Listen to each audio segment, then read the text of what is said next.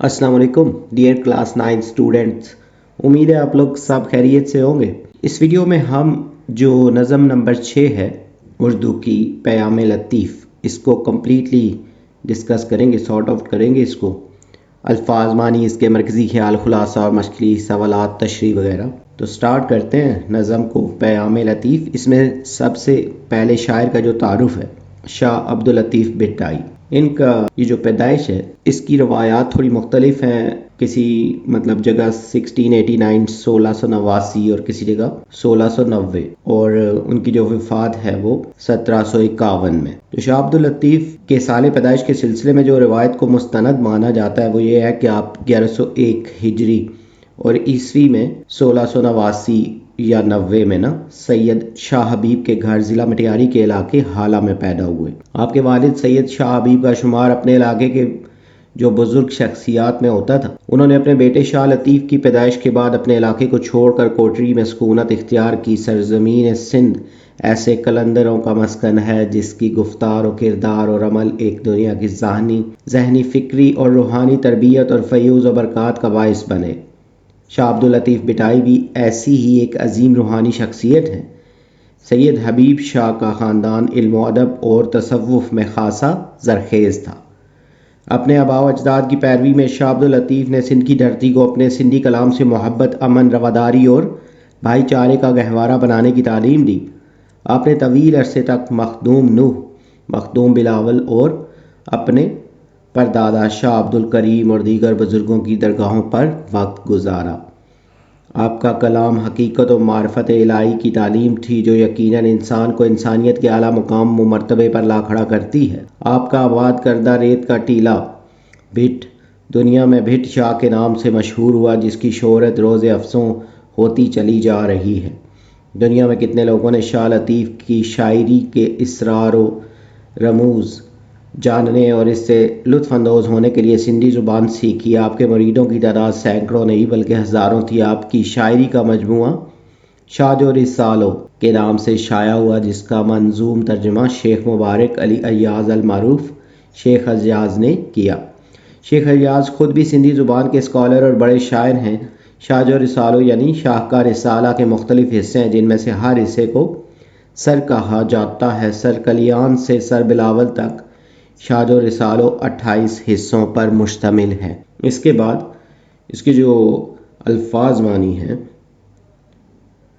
उनमें सबसे पहले बेतदाली, हद से बढ़ना, खुद सरकश बागी, परहेज़, एहतियात, बचाओ, असर, नतीजा हासिल, आज़ार, तकलीफ़, दुख, कुर्ब, करीब, नज़दीक और नहीफ़ व नज़ार, बहुत ज़्यादा कमज़ोर, लागर, चारागर, काम बनाने या करने वाला, दवा, जड़ी बूटी या दूसरे अज्जा से बनाई हुई चीज़ जिससे किसी बीमारी का इलाज किया जाए, चारा साज, मदद करने वाला, बिगड़ा काम बनाने वाला, रास आना, मवाफिक आना, फितरत बीमार, बीमार की तबीयत, मरीज़ की हालत, चारा दर्द, दुख का मदावा, मसीहा, बीमार को अच्छा करने वाला, नज़र होना, तवज्जो होना, ख्याल या ध्यान होना, कदीम, पुराना जिसकी इब्तिदा और इंतहा ना हो, आसरा, सहारा, भरोसा, अलीम, अल्लाह ताला का नाम, मानी, जानने वाला, राज के कायनात, तमाम आलिम को रोज़ी देने वाला, कामिल ईमान, मुकम्मल ईमान,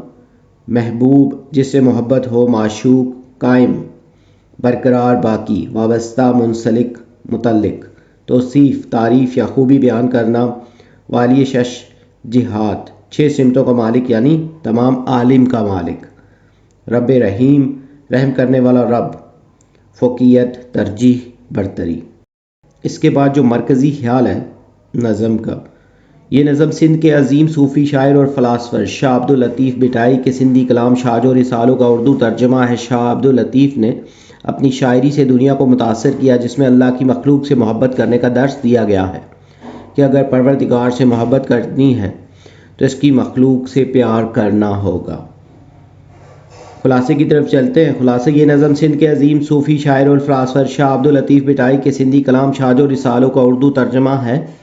शाह अब्दुल लतीफ़ ने अपनी शायरी से दुनिया को मुतासिर किया, जिसमें अल्लाह की मखलूक से मोहब्बत करने का दर्स दिया गया है कि अगर परवरदिगार से मोहब्बत करनी है तो इसकी मखलूक से प्यार करना होगा। حضرت شاہ عبد اللطیف بٹائی نے اپنے کلام میں توحید الہی حب رسول صلی اللہ علیہ وآلہ وسلم، حقیقت و معرفت، شریعت و طریقت اور حیات و کائنات کے اسرار و رموز کو شرح و بسط سے بیان کیا ہے۔ تلاش حق اور راہ حق کے نکات شاہ صاحب نے اپنے کلام میں بڑی صراحت سے بیان کیے ہیں۔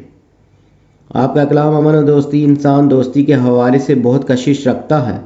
اللہ تعالیٰ اپنی ذات و صفات میں مکمل اور بھرپور ہے۔ ہر شے فنا ہو جائے گی، اگر کوئی چیز باقی رہے گی تو وہ ذات صرف اللہ تعالیٰ کی ہے۔ اللہ تعالیٰ کی ذات بے عیب ہے۔ اللہ تعالیٰ ہی سب سے زیادہ جاننے والا ہے، سب سے بڑا اور تمام کائنات کا مالک ہے، اور اپنی طاقت کے ساتھ وہ سب کا وارث ہے۔ وہ ایک ہے جو حکیم ہے اور خود ہی تعریف کرنے والا ہے، جو کائنات کی چیزوں کو اپنی رحمت سے تخلیق کرتا ہے یا جوڑتا ہے۔ انسان کا دل ایک آئینہ ہے، اور اس میں جتنا غور سے دیکھے گا اس دن یہی معرفت خداوندی حاصل ہوگی۔ اور ایسے لوگ جو اللہ تعالیٰ کی وحدانیت پر کامل یقین رکھتے ہیں اور معرفت کو پا لیتے ہیں، پھر اللہ سبحانہ و تعالیٰ کہ ہاں وہ ایک خاص مقام و مرتبہ پا لیتے ہیں۔ اشعار کی تشریح کی طرف چلتے ہیں۔ جو پہلا شعر ہے، بے اعتدالیوں سے نحیف و نزار ہیں، خود سر ہیں اور چارہ گری کے شکار ہیں۔ بہت ہی پیارا شعر ہے یہ۔ اس کی جو تشریح ہے، اس کے جو ابتدائی پیراگراف ہے، تعارفی پیراگراف، آپ یہ تمام شعروں کے شروع میں لکھ سکتے ہیں۔ اس سے تشریح جو ہے وہ اس میں اور نکھار آ جائے گا۔ یہ نظم سندھ کے عظیم صوفی شاعر اور فلاسفر شاہ عبد اللطیف بٹائی کے سندھی کلام شاد و رسالوں کا اردو ترجمہ ہے۔ شاہ عبد اللطیف نے اپنی شاعری سے دنیا کو متاثر کیا، جس میں اللہ کی مخلوق سے محبت کرنے کا درس دیا گیا ہے کہ اگر پروردگار سے محبت کرنی ہے تو اس کی مخلوق سے پیار کرنا ہوگا۔ آپ کے پیغام کو ادبی اور علمی حلقوں میں اعلیٰ مقام حاصل ہے۔ آج 271 برس گزر چکے ہیں اور آپ کے کلام کے تراجم مختلف زبانوں میں ہو رہے ہیں، جسے دنیا بھر میں پذیرائی مل رہی ہے۔ حضرت شاہ عبد اللطیف بٹائی نے اپنے کلام میں توحید الہی حب رسول صلی اللہ علیہ وسلم، حقیقت و معرفت، شریعت و طریقت اور حیات و کائنات کے اسرار و رموز کو شرح و بسط سے بیان کیا ہے۔ تلاش حق اور راہ حق کے نکات شاہ صاحب نے اپنے کلام میں بڑی صراحت سے بیان کیے ہیں۔ آپ کا کلام امن دوستی، انسان دوستی کے حوالے سے بہت کشش رکھتا ہے۔ سندھ دھرتی اور سندھ کے روایتی کرداروں کو آپ نے اپنے اشعار کے ذریعے بین الاقوامی بنایا اور انہیں امر کر دیا۔ آپ نے محبت اور امن اور انسان دوستی کا پیغام دیا اور سندھ دھرتی سے محبت کو عام لوگوں تک پہنچایا۔ یہ جو تعارفی پیراگراف ہے، یہ یا اس کے جو کچھ پوائنٹس ہیں، وہ تمام اشعار کے سٹارٹ میں آپ لکھ سکتے ہیں۔ اس سے تشریح جو ہے وہ بھی نکھر جائے گی، اچھی ہوگی، اور امید ہے ان سے اچھے آپ کے مارکس آئیں گے۔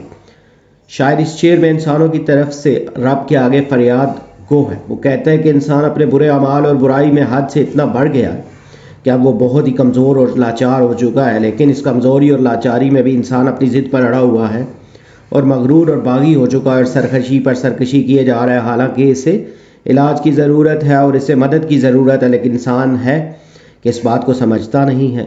وہ کہتے ہیں کہ مگر انسان سے دور بھاگتا ہے، آخر سب فنا ہے، انسان کو کس بات پر غرور ہے، جبکہ بڑے بڑے عظمت و مرتبہ والے لوگ خاک میں مل جاتے ہیں۔ ہم جس پر چل رہے اس زمین کے نیچے بے شمار انسان دفن ہیں۔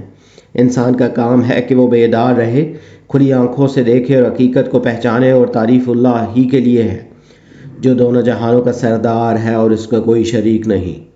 شاہ بٹائی کا پیغام جذبہ، محبت، علم و دانش اور حسن و راستی کا آئینہ دار ہے۔ آپ نے جہالت کے چراغوں کو گل کرنے اور اخلاقیات کا بہترین درس دیا۔ شعر نمبر 2 جو ہے، بے اعتدالیاں ہوں تو کیا چارہ گر کرے، پرہیز ہی نہ ہو تو دوا کیا اثر کرے۔ اس کی جو تشریح ہے، آپ کی شاعری پڑھنے کے بعد ہمیں اس بات کا اندازہ اچھی طرح ہو جاتا ہے کہ ان کا کلام انسانیت کے گرد گھومتا ہے۔ شاہ صاحب اپنے اس شعر میں اس طرح انسانوں سے مخاطب ہیں کہ انسان نفرت، حسد اور بدعمالیوں جیسی بے راہ روی اور بد پرہیزی کا شکار رہیں گے تو مدد کرنے والے اور دوا کرنے والے کیسے ان کے دکھوں کا مداوع کر پائیں گے؟ جب انسان ہی سے دور بھاگتا رہے گا تو کیسے خود کی مدد کر پائے گا؟ انسان کا کام ہے کہ وہ بیدار رہے، کھلی آنکھوں سے دیکھے، حقیقت کو پہچانے اور بد پرہیزی کو چھوڑ دے، تب جا کر دوا اپنا اثر دکھائے گی۔ شاعر کہتا ہے کہ ایک مریض کے مرض کا علاج کیا جاتا ہے تو اسے دوا کے ساتھ ساتھ پرہیز بھی بتایا جاتا ہے جو کہ دوا سے زیادہ اثر رکھتا ہے، لیکن جب مریض پرہیز نہ کرے، صرف دوا کھاتا رہے تو دوا بھی اثر کرنا چھوڑ دیتی ہے اور مرض جوں کا توں رہتا ہے۔ شعر نمبر 3 جو ہے، چارہ سازوں میں بیٹھنا سیکھو پھر نہ ہوگا کبھی کوئی آزار، راس آئے گا ان کا قرب تمہیں جو بدلتے ہیں فطرت بیمار۔ تو اس کی جو تشریح ہے شعر کی، اس شعر میں آپ فرماتے ہیں کہ اگر انسان اولیاء اللہ کی صحبت میں بیٹھے تو اسے کسی قسم کا کوئی غم یا تکلیف نہیں آئے گی، کیونکہ حق تعالی شان نے انسان کے اندر یہ خاصیت رکھی ہے کہ دوسرے انسان کا اثر جلد قبول کر لیتا ہے۔ جب آپ کسی بھی شخص کے پاس آنا جانا اور اٹھنا بیٹھنا شروع کریں گے تو اس کے خیالات، نظریات، سیرت و کردار، اخلاق و اطوار، طریقہ گفتار سے متاثر ہوتے چلے جائیں گے اور کچھ ہی عرصے میں آپ کی شخصیت اس کی شخصیت میں بہت حد تک ڈھل جائے گی۔ اس سے معلوم ہوا کہ سامنے والے کی باتوں اور اس کے طور طریقوں کا آپ پر اچھا یا برا اثر ضرور پڑے گا۔ قرآن کریم اور احادیث نبویہ میں انسان کی اس نفسیاتی کیفیت کو مد نظر رکھ کر جا بجا نیک لوگوں کی صحبت اور ان کی ہم نشینی پر زور دیا گیا ہے کہ اللہ تعالیٰ کے نیک بندوں میں میل جول اور ان سے تعلق اختیار کرنا انسان کی زندگی میں مثبت تبدیلی میں بڑا گہرا اثر رکھتا ہے۔ تقویٰ اور اہل اللہ کی صحبت، ارشاد باری تعالیٰ ہے ایمان والو اللہ جل شانہ کا تقویٰ اختیار کرو اور جو لوگ دین میں سچے اور پکے ہیں ان کے ساتھ رہو۔ شاعر کہتا ہے کہ ایسے لوگوں کی صحبت گناہ گاروں اور سیاہکاروں کے لیے بہت فائدہ مند ہوتی ہے۔ اولیاء اللہ کی صحبت میں انسان کے لیے گناہوں کو چھوڑنا آسان ہو جاتا ہے، اچھے سے دل میں اطمینان اور سکون کی کیفیت پیدا ہو جاتی ہے، زندگی میں برکت و عافیت حاصل ہوتی ہے، ناموافق حالات اور پریشانیوں کا مقابلہ کرنے کی ہمت پیدا ہو جاتی ہے۔ بقول شاہ عبد اللطیف بٹائی، وہ آئے درد و رنج و علم خواب ہو گئے، ناقابل شفاعت شفا یاب ہو گئے۔ تو شعر نمبر 4 جو ہے، اور کوئی ہو چارہ ساز اگر چارہ درد بے اثر ہو جائے، اس کو حاجت نہیں مسیحا کی جس پہ محبوب کی نظر ہو جائے۔ اس کی تو تشریح ہے۔ اس شعر میں شاعر کہتا ہے کہ عشق حقیقی ایسی چیز ہے کہ اگر عاشق کے درد کا مداوا خود معشوق نہ کرے تب تک عاشق کے درد میں مزید اضافہ ہوتا رہتا ہے۔ عاشق کے اس درد و کرب میں تب تک کوئی کمی نہیں ہوتی جب تک کہ محبوب خود اس کے درد کا مداوا نہ کرے۔ شاعر کہتا ہے کہ دنیا کے تمام طبیب اس درد اور تکلیف کو کم کرنے میں ناکام ہوتے ہیں جو عشق حقیقی میں مبتلا عاشق بوقت رہا ہوتا ہے، یہاں تک کہ خود محبوب اپنی نظر کرم نہ کر دے، اور جب محبوب کی نظر ہو جائے تو عاشق کو کسی مسیحا اور طبیب کی ضرورت نہیں رہے۔ دنیاوی طبیب اس کی تکلیف کو دور کرنے میں کسی کام کا نہیں ہے، بلکہ وہ صرف وہی اللہ ہے جو اس حالت میں اسے دیکھتا ہے اور اس کی دیکھ بھال کرتا ہے۔ بقول شاہ عبد اللطیف بٹائی، میرا ہادی میرا حبیب ہوا، مل گیا ایک مہرباں مجھ کو، لے گیا اپنے ساتھ درد میرا، دے کے آرام جسم و جاں مجھ کو۔ جب سے محبوب چارہ ساز ہوا ہو گیا دور دل کا ہر آزار، وہی غم خار بن کے آیا ہے، ہم کہتے رہے جیسے قہار۔ تو شعر نمبر 5 جو ہے، تیری ہی ذات اول و آخر، تو ہی قائم ہے تو ہی قدیم، تجھ سے وابستہ ہر تمنا ہے، تیرا ہی آسرا ہے رب کریم۔ تو اس کی جو تشریح ہے، اس شعر میں شاعر اللہ تعالیٰ کی حمد و ثنا کرتے ہوئے کہتے ہیں کہ اللہ تعالیٰ کا وجود کامل اس دنیا کے آغاز سے پہلے کا ہے اور اس کے اختتام کے بعد بھی قائم رہے گا۔ اللہ تعالیٰ اپنی ذات و صفات میں مکمل اور بھرپور ہے، ہر شے فنا ہو جائے گی، اگر کوئی چیز باقی رہے گی تو وہ ذات صرف اللہ تعالیٰ کی ہے، اللہ تعالیٰ کی ذات بے عیب۔ اس شعر میں شاعر اللہ کی تعریف بیان کرتے ہوئے کہتا ہے کہ اللہ تعالیٰ کا وجود کامل اس کائنات کے آغاز سے اور اس کی اختتام کے بعد بھی قائم رہے گا۔ اس شعر میں اللہ تعالیٰ کی تعریف کی گئی ہے، اس کی مختلف صفات بیان کی گئی ہیں اور یہ بیان کیا گیا ہے کہ اللہ تعالیٰ جب کوئی بھی چیز پیدا نہیں فرمائی تھی، جب بھی اللہ سبحانہ و تعالیٰ کی ذات موجود تھی، اور جب سب کچھ فنا ہو جائے گا تب بھی خدا تعالیٰ کی ذات ہی باقی رہے گی۔ بقول غالب، نہ تھا کچھ تو خدا تھا، کچھ نہ ہوتا تو خدا ہوتا۔ اور قرآن کریم میں ارشاد ہے، زمین پر جتنی مخلوق ہے سب فنا ہونے والی ہے اور تمہارے رب کی عظمت اور بزرگی والی ذات باقی رہے گی۔ اور یہ جو ورڈک ہے یہ سورہ رحمان سے لی گئی ہے، یہ جو ترجمہ ہے۔ شاعر کہتے ہیں کہ ہر خواہش اور ضرورت کو پورا کرنے والی ذات اللہ سبحانہ و تعالیٰ کی ہے کہ جس کے ساتھ ہر انسان کی ضروریات اور خواہشات وابستہ ہیں۔ وہ کہتا ہے کہ اے کرم کرنے والے رب، ہم جیسے گناہ گاروں کو صرف اور صرف ایک تیرا ہی آسرا ہے۔ بقول شاعر، پروردگار عالم تیرا ہی ہے سہارا، تیرے سوا جہاں میں کوئی نہیں ہمارا۔ شعر نمبر 6 جو ہے، کم ہے جتنی کرے تیری توصیف، تو ہی اعلیٰ ہے اور تو ہی علیم، والی شش جہات واحد ذات، رازق کے کائنات رب رحیم۔ تو اس کی جو تشریح ہے شعر کی، شاعر اس شعر میں کہتے ہیں کہ انسان اللہ تعالیٰ کی تعریف بیان نہیں کر سکتا ہے، مگر اللہ تعالیٰ کی تمام مخلوق ہر جاندار اس کی تعریف و توصیف میں مگن ہے۔ ایک بلند چوٹی سے گرنے والا پانی بھی ایک آبشار کی صورت میں اللہ تعالیٰ کی حمد و ثنا ہی بیان کر رہا ہے۔ ثنا مشرق سے مغرب تک ہر جگہ چار سو پھیلی ہوئی ہے، لیکن یہ تمام تعریف اور بڑائی اللہ تعالیٰ کی عظمت کے آگے کم ہے۔ اللہ تعالیٰ ہی سب سے زیادہ جاننے والا، سب سے بڑا اور تمام کائنات کا مالک ہے، اور اپنی طاقت اور طاقت کے ساتھ وہ سب کا وارث ہے۔ وہ ایک ہے جو حکیم ہے اور خود ہی تعریف کرنے والا ہے، جو کائنات کی چیزوں کو اپنی رحمت سے تخلیق کرتا ہے یا جوڑتا ہے۔ بقول شاعر، اس خالق اس مالک کی ہے سب حمد و ثنا، آبشاروں کا ترنم ہو کے گل بانگے ہزار۔ یہ سب آیات الہی ہیں، ذرا غور سے دیکھ اس کی پھر حمد بیان کر، اسی خالق کو پکار۔ اللہ تعالیٰ ہی تمام کائنات کا واحد مالک ہے، اس کا کوئی شریک نہیں ہے۔ وہی ہے جو تمام مخلوقات کو رزق فراہم کرتا ہے۔ واللہ خیر الرازقین نے انسان و حیوان، چرند و پرند، یہاں تک کہ حشرات الارض کے رزق کا انتظام بھی کر رکھا ہے۔ تمام مخلوقات کے لیے زمین پر رزق کے انواع و اقسام کے دسترخوان بچھا رکھے ہیں۔ بقول شاعر، زمین پر جلوہ آرا ہیں مظاہر اس کی قدرت کے، بچھائے ہیں اسی داتا نے دسترخوان نعمت کے۔ شعر نمبر 7 جو ہے، کامل ایمان کے ساتھ جس نے بھی دل سے مانا زباں سے مانا، جس کی خاطر بنی ہے یہ دنیا، اسی محمد صلی اللہ علیہ وسلم کا مرتبہ جانا۔ تشریح ہے اس کی، شاعر اس شعر میں فرماتے کہ جنہوں نے یقین کے ساتھ کہا کہ اللہ ایک ہے اور اس کا کوئی ہمسر نہیں ہے، وہ دل و زبان سے بھی مانتے ہیں کہ ہمارے پیارے نبی حضرت محمد صلی اللہ علیہ وسلم اس دنیا کی تخلیق کا سبب ہیں، اور آپ صلی اللہ علیہ وسلم کے مقام و مرتبہ میں سے اچھی طرح واقف ہیں۔ قرآن پاک میں فرمایا گیا ہے کہ ایسے لوگ کبھی گمراہ نہیں ہوتے اور نہ ہی بھٹک سکتے ہیں، کیونکہ پختہ ایمان کے لیے دل اور زبان سے اقرار ضروری ہے، جیسا کہ قرآن مجید میں ارشاد ہوا۔ ترجمہ، اور یاد کیجئے جب آپ کے رب نے اولاد آدم کی پشتوں سے ان کی نسل نکالی اور ان کو انہی کی جانوں پر گواہ بنایا، اور فرمایا کیا میں تمہارا رب نہیں ہوں؟ وہ سب بول اٹھے، کیوں نہیں، تو ہی ہمارا رب ہے، ہم گواہی دیتے ہیں تاکہ قیامت کے دن یہ نہ کہو کہ ہم اس عہد سے بے خبر تھے۔ اور یہ سورہ الاعراف سے ترجمہ جو ہے یہ لیا گیا ہے۔ بقول مولانا ظفر علی خان، چھوٹا جو سینہ شب تارے الست سے، اس نور اولی کا اجالا تم ہی رہو، سب کچھ تمہارے واسطے پیدا کیا گیا، سب غایتوں کی غایت اولا تم ہی رہو۔ آپ خاتم النبی صلی اللہ علیہ وسلم ہی کی وجہ سے اس کائنات میں روشنی ہے۔ حدیث قدسی ہے، ترجمہ ہے، نبی صلی اللہ علیہ وسلم آپ کو پیدا نہ کرتا تو یہ کائنات پیدا نہ کرتا۔ اس شعر میں شاعر نے نبی صلی اللہ علیہ وسلم کے مقام و مرتبہ کو جاننے اور ماننے کی بات کی ہے۔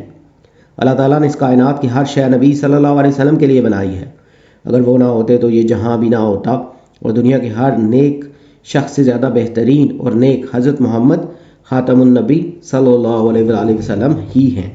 ان کا رتبہ باقی تمام انسانوں سے بہت زیادہ ہے۔ حضور خاتم النبیین صلی اللہ علیہ وآلہ وسلم وجہ تخلیق کائنات ہیں۔ شعر نمبر 8 جو ہے، فوقیت اس کو دوسروں پر ملی، اپنی ہستی کو اس نے پہچانا، جس نے اس قادر حقیقی کو وحدہ لا شریک گردانا۔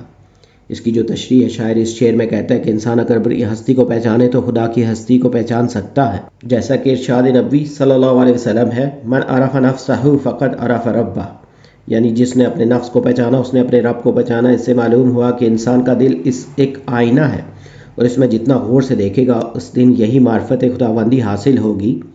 انسان در حقیقت ایک سفید پانی کا قطرہ ہے جس میں یہ تمام عجائبات رونما ہوئے، مثلا عقل، ادراک، جسمانی اعضاء، ہڈی، گوشت وغیرہ یہ جانتا ہے کہ صرف ایک پانی کا قطرہ ہونے کی وجہ سے یہ سب خود تو نہیں بنا، بلکہ خالق دو جہاں قادر مطلق نے اپنی من مرضی کے مطابق بنایا، اور اس طرح اپنے پروردگار حقیقی کی معرفت کو ضرور پہچان لے گا اور اس کو پروردگار کی قدرت کا اندازہ ہوگا جو ہر چیز پر قادر ہے۔ شاعر کہتا ہے کہ اللہ تعالیٰ اپنی ذات و صفات اور جملہ و صاف و کمالات میں یکتا ہے اور بے مثال ہے، اس کا کوئی ساتھی یا شریک نہیں، اس کا ہم پلہ یا ہم مرتبہ نہیں۔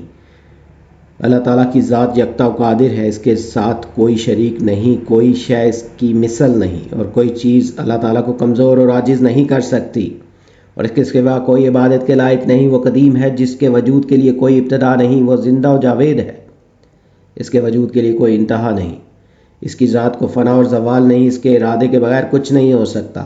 ایسے لوگ جو اللہ تعالیٰ کی وحدانیت پر کامل یقین رکھتے ہیں اور معرفت کو پا لیتے ہیں، پھر اللہ سبحانہ و تعالیٰ کے ہاں وہ ایک خاص مقام و مرتبہ پا لیتے ہیں۔ یہاں پہ اس کی جو تشریح ہے وہ کمپلیٹ ہوئی ہے۔ مشقی سوالات جو ہیں وہ تمام کے تمام جو ہیں وہ اس کی تشریح سے ریلیٹڈ ہیں، تو ان میں سے جو ایک سوال جو مختلف ہے کہ درج ذیل دی گئی انگریزی عبارت کا اردو میں لفظی ترجمہ کر کے استاد محترم سے اس کی اصلاح کرائیں، تو انگریزی عبارت کے اصلی معنی، مفہوم اور مقاصد ضرور برقرار رکھیں۔ یہ جو انگلش میں لکھا ہوا ہے paragraph, reading of books is a great source of pleasure, reading books gives peace of mind, satisfaction and source of recreation too. By reading books, we acquire knowledge and wisdom about people, place, history, culture, and noble virtues. If develop the hobby of reading books, we can enjoy all the benefits of reading. When we get dull and tired, the books gives us peace of mind and make us optimists. اس کا جو ترجمہ ہے، کتابوں کا مطالعہ خوشی کا ایک بڑا ذریعہ ہے۔ کتابیں پڑھنے سے ذہنی سکون، اطمینان اور تفریح کا ذریعہ بھی ملتا ہے۔ پڑھنے سے ہم لوگوں مقام، تاریخ، ثقافت اور عظیم فضائل کے بارے میں علم اور حکمت حاصل کرتے ہیں۔ اگر کتابیں پڑھنے کا شوق پیدا کیا جائے تو ہم پڑھنے کے تمام فوائد سے لطف اندوز ہو سکتے ہیں۔ جب ہم تھک جاتے ہیں تو کتابیں ہمیں ذہنی سکون دیتی ہیں اور ہمیں پر امید بناتی ہیں۔ یہاں پہ یہ جو نظم ہے پیام لطیف، اس کی ایکسرسائز، مرکزی خیال، خلاصہ، تشریح، الفاظ، معنی، یہ تمام کمپلیٹ ہو گئے ہیں۔ امید ہے یہ لیکچر آپ کی پریپریشن میں ہیلپ فل ہوگا۔ اس بک سے ریلیٹڈ کوئی بھی آپ کو نوٹس یا ویڈیوز وغیرہ ضرورت ہوں تو چینل کا جو اس بک کی وہ پلے لسٹ ہے وہاں پہ آپ کو تمام ویڈیوز ایک ہی جگہ مل جائیں گی۔ ڈسکرپشن میں بھی لنک موجود ہے اس کی پلے لسٹ کا، اور انشاءاللہ جلد نیو ویڈیو میں نئے لیکچر کے ساتھ ملیں گے۔ Have a nice time.